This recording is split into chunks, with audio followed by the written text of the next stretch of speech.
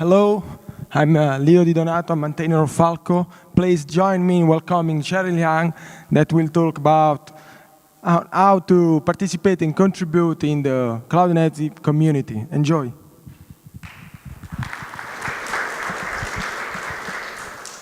Okay, thank you. And thank you for coming to my talk today on navigating the Cloud Native community for end users. So I'm Cheryl, I'm the Director of Ecosystem at the CNCF. And I want to answer the following questions today. So what is the end user community? How does it work? How do you get involved?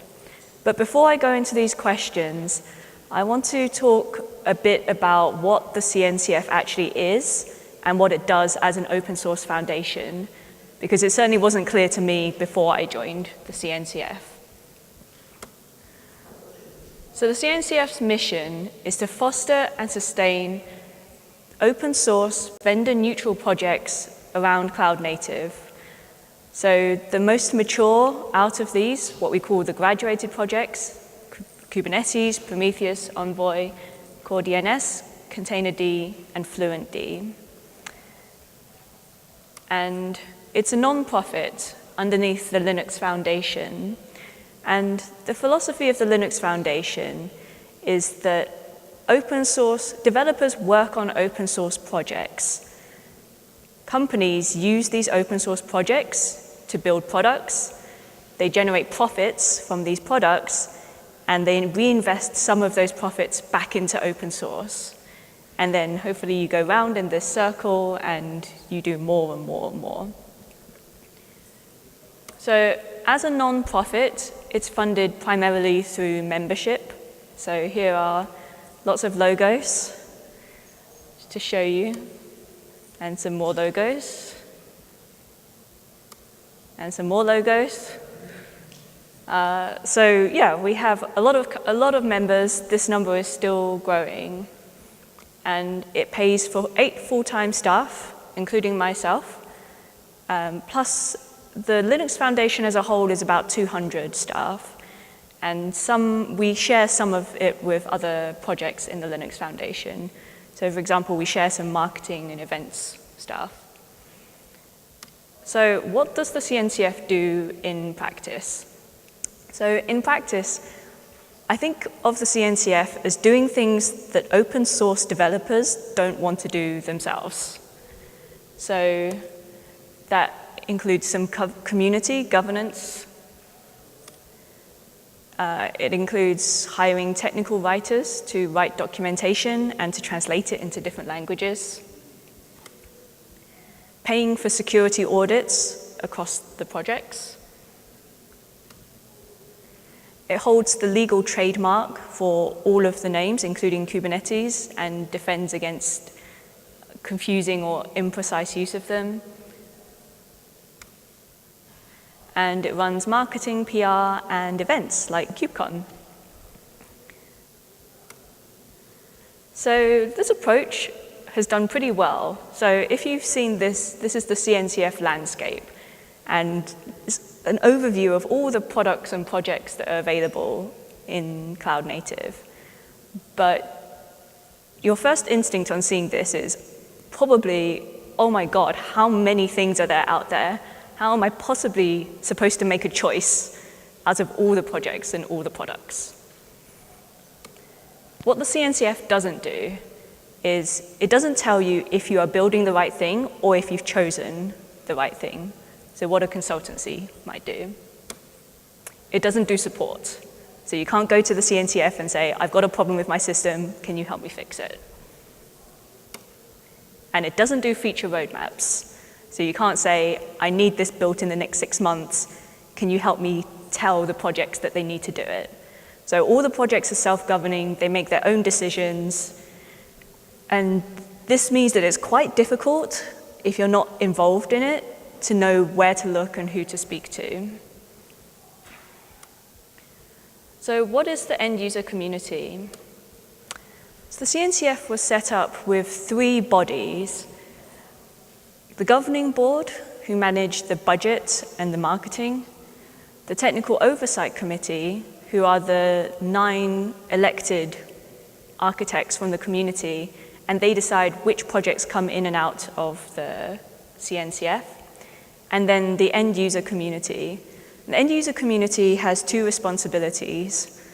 One is to feed back requirements and feedback on the projects to the TOC. And the second one is to act as a check on the vendors becoming too dominant. In theory, these 3 are equal bodies. At the moment, the governing board and the TOC are quite successful, and the end user community has a lot of support, but it's still growing. So what is an end user? An end user uses cloud native technologies internally, but doesn't sell any cloud native services externally. So that excludes vendors, obviously, but it also excludes consultancies, and it excludes training partners. So if you look at the list of logos, these companies span retail, finance, e-commerce, gaming, and more. But I think another way that I like to think about it is, do people buy your products or services because it runs on Kubernetes? Like, no one buys Adidas shoes because it uses Kubernetes.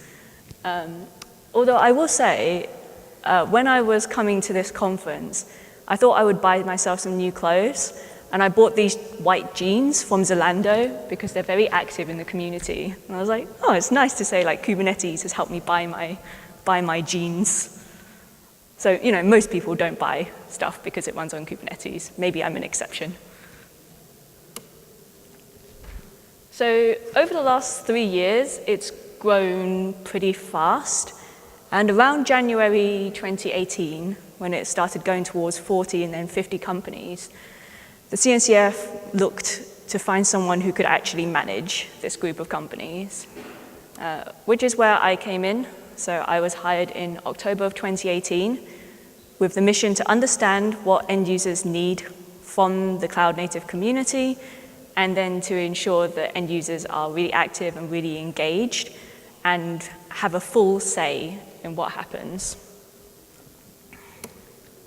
So before I continue with this slide, I spoke to a lot of end users, probably 40 or 50 different end users, and I asked them, what are your challenges? What can the CNCF do for you? And I came up with 3 broad topics. So the first one is, how do I navigate the ecosystem with so many choices, so many projects, so many channels that I can engage in? How do I find the right people who can solve the problems that I have today? The second challenge is, how do I hire engineers? I was previously managing a DevOps engineering team, and it is so hard to find anybody with production Kubernetes experience. I think I spoke to people who were DevOps engineers who were shipping software on DVDs still. I'm like, how is that a DevOps engineer? I mean, I don't know. So anyway, there's a big gap between what companies want and what skills are actually there now. And then the third one is aligning your business strategy with cloud native. So this is more for companies who are a bit more advanced in their adoption of cloud native, and they want to make sure that these projects will be there in 5 years or 10 years because they're betting their core business on these. So, but why have this? Isn't this open source? Isn't everything open? So, no, actually. We have a closed mailing list, we have some closed cores, and we have a private repo. And the reason for this is because vendors can very easily dominate when they come in and start talking. And vendors love to speak to end users. And I have had companies join and say, we're a startup doing AI with Kubernetes, and we think all of your end users will will be really interested, can we have all of their email addresses? Like, no, of course you can't. You know, it's not a mailing list, it's not a marketing spam thing. But if you make everything open, then vendors will jump in and start to dominate. So the purpose of this is to provide a space away from that. But you don't need to join to use or to contribute to any of these projects. So Lyft and Envoy is a really good example of a company who've been really active and really engaged and have done that without having to be a CNCF member. So I'll give some examples of companies and why they've joined. So the University of Michigan says, we actively engage in teaching and outreach of cloud-native concepts within academia and research. And we're working on integrating these methods into student programs to get them learning earlier in their career. And the University of Michigan have been really, really active in pushing the high-performance compute and scientific computing on Kubernetes. So first of all, events like KubeCon, I think, are a fantastic way to actually find out what's happening. So we give our end user companies 5 free tickets to KubeCon. And as you'll see later, the cost of this is actually, the cost of joining is lower than the cost of 5 free KubeCon tickets. So we subsidize end users to come to KubeCon. We make it easy to engage with peers. So the challenge for end users is we want to find a company who is 12 months ahead of us. And we want to learn from their decisions and avoid any mistakes that they made. So we have groups around developer experience, because almost every company is building their own different dashboards and different internal portals right now. And we have user groups starting up around finance and telecoms. And these are going to collaborate on the projects and requirements that are specific to that industry. Engaging with projects. So what I hear often is we've done some stuff with Istio or another CNCF project. Istio is not a CNCF project, I correct myself. But how do we get we want to make some changes and we want to make those upstream. How do we make it happen and who do we speak to? So I kind of force the projects and the end users to come and speak to each other and talk to each other, because only by getting to know the people can you actually have that influence upstream. And then there's an end user partner summit, which I ran the first one on Monday this week at KubeCon, and it's a chance for end users to come together and avoid the vendors and just meet face to face. Okay, hiring engineers. So Spotify are a really good example of a company that talks very openly about what it's doing. So they've spoken at a lot of CNCF conferences, they host meetups, they employ a CNCF ambassador, who is someone who runs a meetup, and they publish case studies. And they're not doing this purely out of the goodness of their own heart. For end users in particular, it's really hard to be known as a cool company that's doing a lot of stuff using modern infrastructure and solving interesting problems. So the more that you can talk about your technology stack externally, the more other developers can come and find you and figure that, oh, Spotify is kind of known as a cool company, but for example, Home Depot, you know, I don't think of Home Depot as a tech company, but they use a lot of Kubernetes, so they need to hire people. So increasing awareness. So increasing the number of KubeCon talks from end users. This is a particular wish of mine. So how many people here have a talk, who is an end user, have a talk at KubeCon? Okay, nobody. Did anybody submit a talk to KubeCon? Nobody. See, this is why we had 28% of talks from end users last time. And I would love to get that number a bit higher, because the case studies and the real world journeys, I think, are the most interesting, and it's where you learn the most. So I nudge and encourage our end user members to submit talks, and I give them some early guidance as well.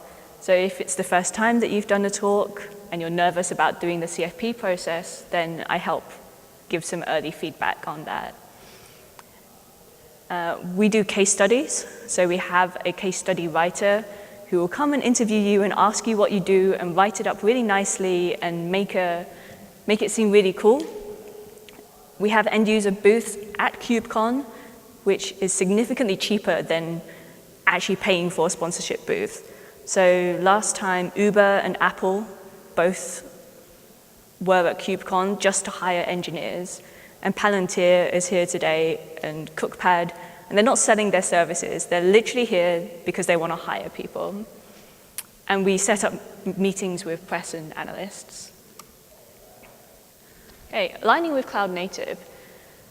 Bloomberg is a really good example of a company that have been really active in defining what the CNCF does and the projects.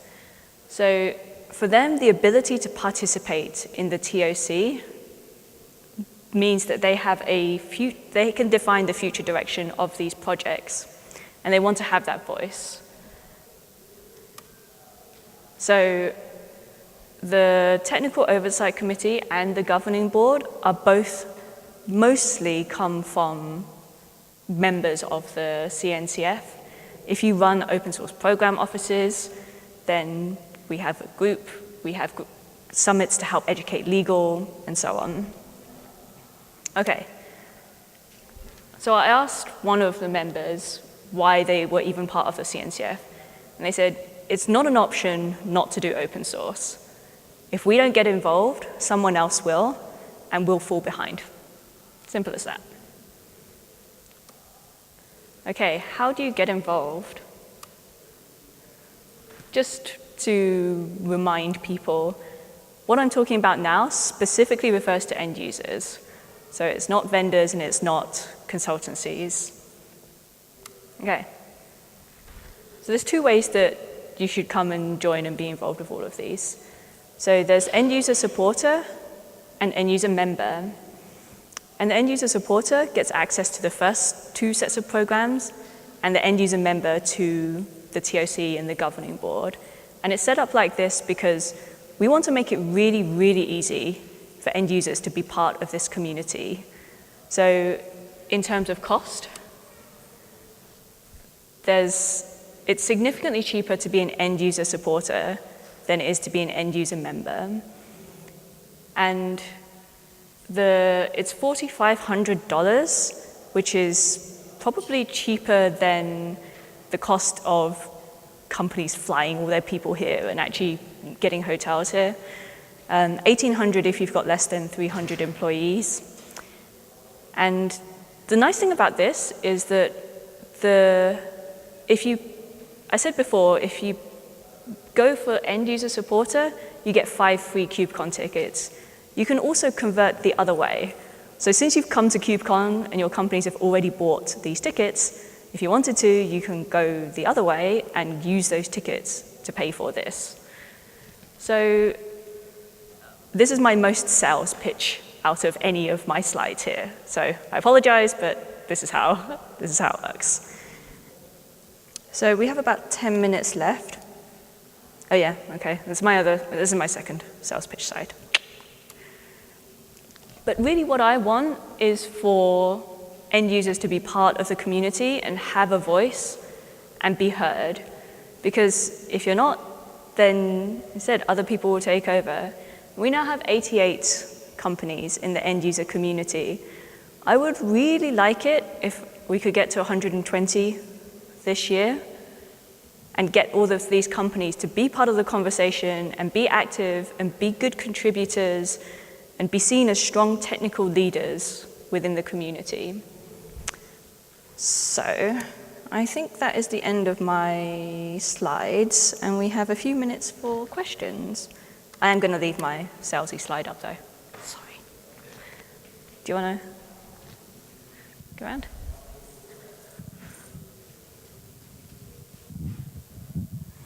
Sure. So full disclosure, I'm a vendor, but in that, so I really appreciate learning about the end user community. I didn't really know very much about that at all before.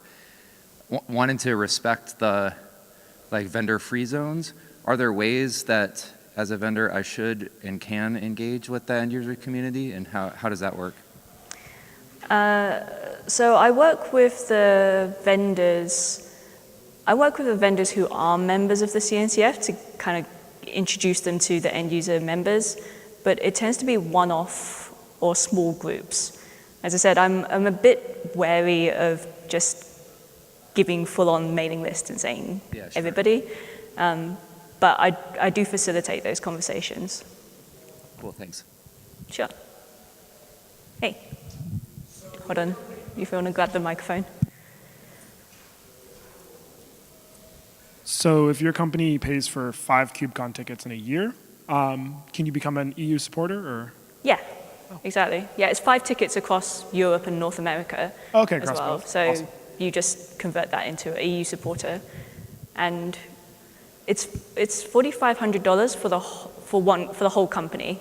So you can have unlimited people from the company actually be part of the end user community. So we've deliberately priced it to make it easy for people to join. Anybody else?